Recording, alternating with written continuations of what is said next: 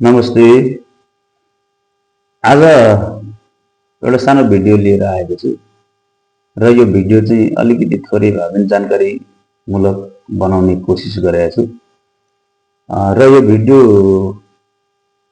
जो युट्युबमा नयाँ हुनुहुन्छ, जस्तै क्रिएटरहरू, भिडियो ब्लगिङहरू, भिडियो बनाउने राख्ने जसले गर्नुहुन्छ र जो नयाँ हुनुहुन्छ उहाँहरूलाई चाहिँ काम लाग्न सक्छ। थोरै दिन जे भए पनि पुरै हेर्नु होला भिडियोलाई चाहिँ।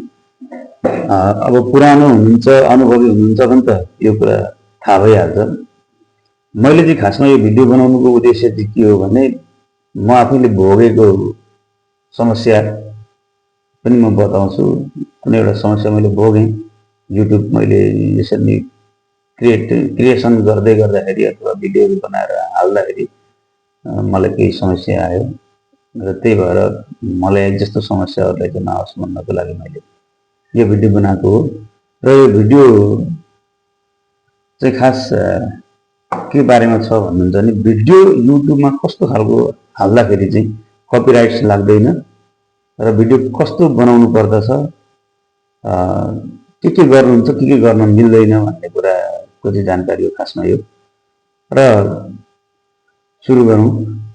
तपाईले भिडियो बनाएर युट्युबमा हाल्दै गर्दाखेरि सर्वप्रथम तपाईको आफ्नो ओरिजिनल भिडियो हुनुपर्दछ र त्यो भिडियो दर्शकहरूले हेर्नको लागि हेर्दाखेरि उहाँहरूलाई केही उपयोगी हुने खालको अथवा रमाइलो, उहाँहरूले मनोरञ्जन लिने खालको अथवा जानकारीमूलक जस दर्शकलाई अथवा हेर्ने व्यक्तिहरूलाई तपाईको भिडियोबाट केही प्राप्त होस्, त्यो खालको भिडियो बनाउने कोसिस गर्नुपर्छ।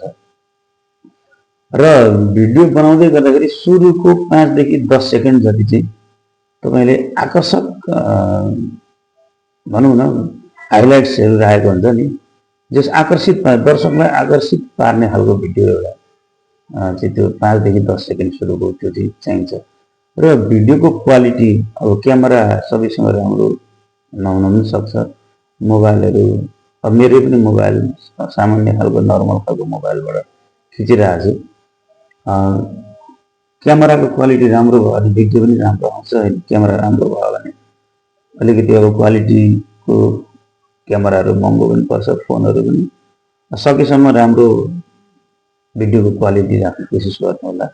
र आवाज, त्यो भिडियोमा बज्ने आवाज पनि प्रष्ट सुनिनुपर्छ। अब नोइज कम हुनु पर्यो सकेसम्म। अब मेरै भोइसमा नोइज आइरहेछ अब भिडियो भन्दै गर्दा पनि, किनभने त्यसको लागि विविध इन्स्ट्रुमेन्टहरू हुन्छन्। अब त्यो सबैलाई जुटाउन गाह्रै पर्छ हैन।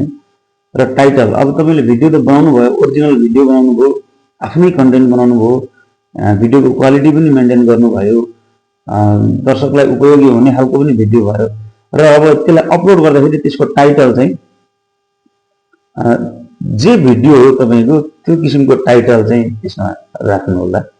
पोस्ट गर्ने क्रममा किवर्डहरू राख्नु होला। जस्तै अब मैले यो भिडियो बनाउँदै गर्दाखेरि युट्युबमा भिडियो अपलोड गर्दा के कुरामा ध्यान दिने भन्ने शीर्षक मिल्न सक्छ, टाइटल त्यही कुरामा राख्ने चाहिँ यसमा हो। यस्तै के तपाईले भिडियो के को विषयमा बनाउनु भएको छ त्यो कुराको टाइटल चाहिँ राख्नु होला हैन। र थम्बनेल चाहिँ तपाईले अब थम्बनेल भनेको आफूले क्रिएट गर्ने हो, बनाउने हो हैन। अब जस्तै त्यो बनाउनको लागि विभिन्न एपहरू जस्तै क्यापकटहरूबाट पनि मान्छेले बनाउँछ, इन्सर्टहरू योहरू प्रयोग गरेर थम्बनेलहरू तपाईहरुले बनाउन सक्नुहुन्छ। त्यसमा चाहिँ आकर्षक र स्पष्ट खालको बनाउनु पर्यो। अक्षरहरू अलि ठुला साना मिलाएर राख्नु पर्यो। कहाँनिर ठुलो अक्षर राख्ने, कहाँनिर सानो अक्षर राख्ने, त्यो राख्नु पर्यो हैन।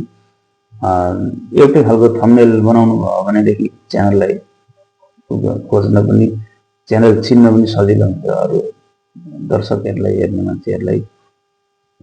र अब त्यहाँ डिस्क्रिप्सन लेख्दाखेरि भिडियो बनाएर पोस्ट गर्ने क्रममा डिस्क्रिप्सन लेख्ने ठाउँमा चाहिँ भिडियो के को बारेमा हो त्यो कुरा स्पष्ट रूपमा लेख्नु होला। भरसक त्यो कुरा पनि 2-3 लाइनमै तपाईले लेखेको कुरा चाहिँ 2-3 लाइनमै आटोस्, धेरै लामो पनि नहोस्, त्यसले पनि खासै उपयोगी हुँदैन। 2-3 लाइनमा आट्ने खालको बनाउनु होला। र त्यसमा किवर्डहरू प्रयोग गर्दाखेरि त्यहीसँग सम्बन्धित किवर्डहरू प्रयोग गर्नु होला। र अब त्यो भिडियो पोस्ट गर्ने क्रममै तपाईँले ट्याग पनि गर्नुपर्छ भिडियोलाई।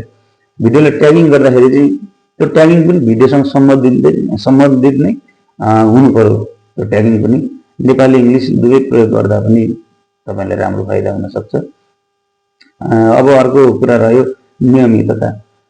भिडियो युट्युबमा आज एउटा भिडियो हाल्नुभयो, छोडिदिनु भयो 2-4 महिना भनेदेखि त्यो चाहिँ काम दिँदैन। तपाईँ साँच्चै क्रिएटर हो र एकदम तपाईँ समय दिएर लागि पर्नु भएको छ भने हप्तामा धेरै नसक्दा पनि तपाईँले 2 देखि 3 वटा 3-4 वटा 5 वटासम्म हाल्नु, अथवा ठिक छ त्यो पनि सक्नु 3टासम्म भिडियो चाहिँ तपाईँले कम्प्लिट गर्ने हप्तामा तपाईँको च्यानल अनुसारको भिडियोहरू हाल्नु होला।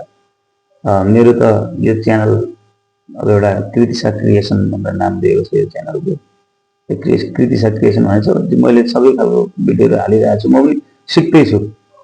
मैले पनि अझै भर्खर सिकिसकेको रहन्छ भने त मेरो 6000 कति सब्सक्राइबर त हुनुहुन्छ। धेरै अगाडिदेखि नै मैले बनाएको हो, तर पनि त्यस्तो राम्रो आकर्षक भ्युजहरू आइरहेको छैन।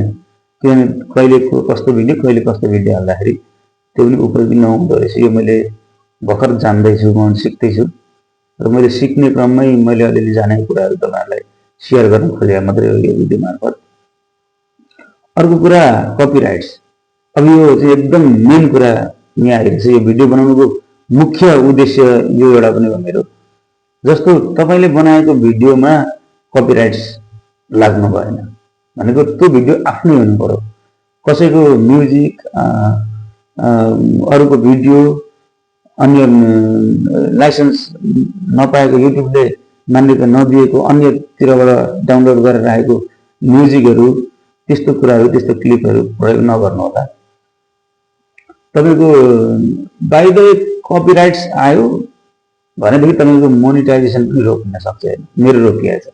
यो च्यानलमा मेरो मोनिटाइजेसन सुरु भइसकेको थियो, एउटा भिडियोमा कपिराइट्स लाग्यो र त्यो कपिराइट सँगसँगै मेरो मोनिटाइज पनि हट्यो। यो भिडियोमा अहिले छ, यो च्यानलमा मोनिटाइज मेरो अहिले छैन, नडाटिकन भन्नुपर्दाखेरि।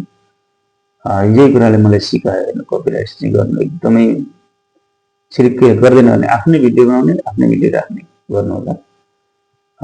अब अर्को रह्यो तपाईँको अडियन्स इन्ट्र्याक्सन। अडियन्स इन्ट्र्याक्सनभित्र के कुरा ध्यान दिनु पर्यो भने कसैले कमेन्ट गरिरहेछ भिडियोमा, केही सोध्न खोजिरहेछ भनेदेखि तपाईँले उहाँहरूलाई रिप्लाई गरिदिनु होला।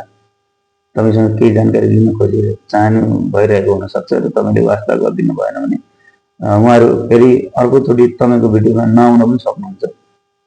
किनभने तपाईँसँग केही कुरा जानकारी लिन खोज्दा तपाईँले कमेन्टहरूको वास्ता गरिदिनु भएन, रिप्लाई दिनु भएन भनेदेखि उहाँहरू फेरि आउनुहुन्न। हेर्नुहोस्, त्यसले गर्दाखेरि अडियन्ससँग इन्ट्र्याक्सनमा तपाईँहरू आउनुपर्ने हुन्छ। र भिडियो बनाएर हाल्दै गर्दा तपाईँले भिडियोलाई लाइक, कमेन्ट, सेयर गरिदिनु होला। मन पर्यो भने भन्ने कुराहरू पनि भन्नु होला, उहाँहरूलाई मन पर्यो भने गरिदिनुहुन्छ। र म पनि भन्न चाहन्छु, यदि तपाईँहरूलाई यो भिडियो मन परेको छ भने मेरो च्यानललाई सब्सक्राइब गरिदिनुहोस्, लाइक, सेयर गरिदिनु होला। म अब यस्तै किसिमका जानकारीमूलक भिडियोहरू बनाएर हाल्नेछु मेरो च्यानलमा। अब तपाईँहरूले अरू पनि जानकारी, जस्तै अब मेरो चाहिँ योजना के रहेछ भने केही काम लागोस्, मैले हालेको भिडियो तपाईँहरूलाई केही काम दियोस् भन्ने किसिमको भिडियोहरू बनाएर हाल्नेछु।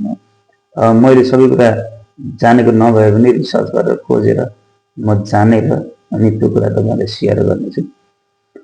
र अर्को कुरा भनेको अन्तिममा तपाईँले युट्युबको कम्युनिटी गाइडलाइन्स र मोनिटाइजेसनको पोलिसी पालना गर्नुपर्ने हुन्छ।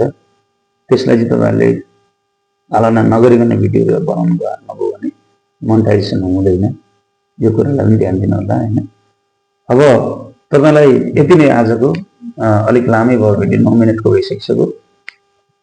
यो मेरो फर्स्ट टाइम हो यसरी भिडियो बनाएको। मैले तपाईँहरूलाई यो भिडियो काम लाग्ने खालको लाग्यो, जानकारीमूलक लाग्यो भने मेरो यो च्यानललाई सब्सक्राइब गरिदिनु होला, लाइक, कमेन्ट गरिदिनु होला।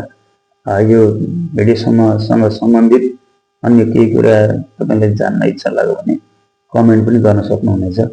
यति भन्दै अहिलेको लागि यो भिडियोबाट चाहिँ म बिदा हुन चाहन्छु। धन्यवाद।